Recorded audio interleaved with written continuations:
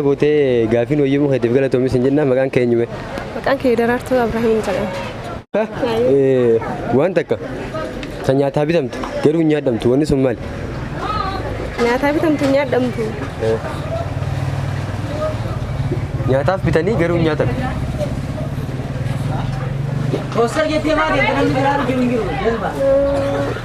Because I know somewhere deep down in my heart.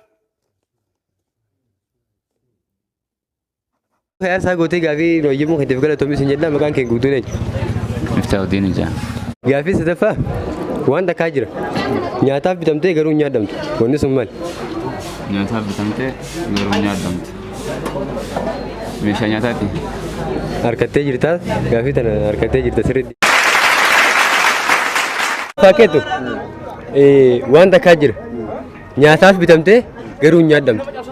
Isinuu gaafiin isin gaafadha isin. Nyaataaf bitamtee garuu hin nyaadhamtu. deebiin qabdu sun. Ni qabdi ni qabdi. Nyaataaf bitamtee nyaadhamtu. Ni jirti. Gaafii saayikolojiiti waan ta'eef gara saayikolojiitti jijjiirinaa deebisa. Nyaataaf bitamte garuu hin nyaadhamtu. Jaarti.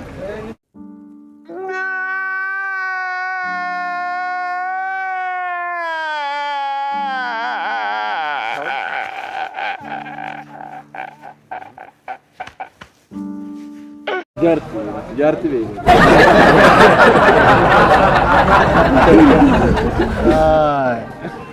Yaali Nagar. Ani waan hin beeyne ani laal ki jedha geesse sheebini bro. Kitaaba banu malee afaan numan hin babbaye.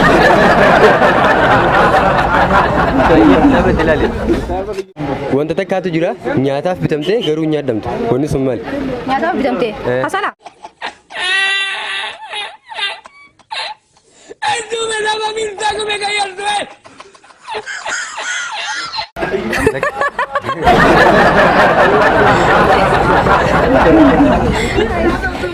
Ani beeku kawan beeku nagaafan never.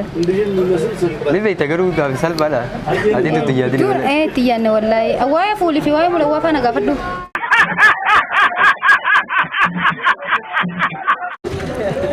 Gaafii sadaffaa keettu waan takkaa jira.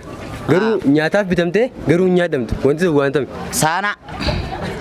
Sana kabo. Sana mo timantimi. Sana ada. Harkattee yaa. Wanta takkaa jira. Nyaataaf bitamtee garuu hin nyaadhamtu wanni sun maali? Nyaataaf bitamte garuu hin nyaadhamu. Gaafiin kun naannoo keenyatti akkamitti ilaalla yoo jette waan akka killeefaa yoo nyaataaf bitamte yoo osoo keessan baasne nyaachuun taatu kana faa jeetis deebisa. Taamoo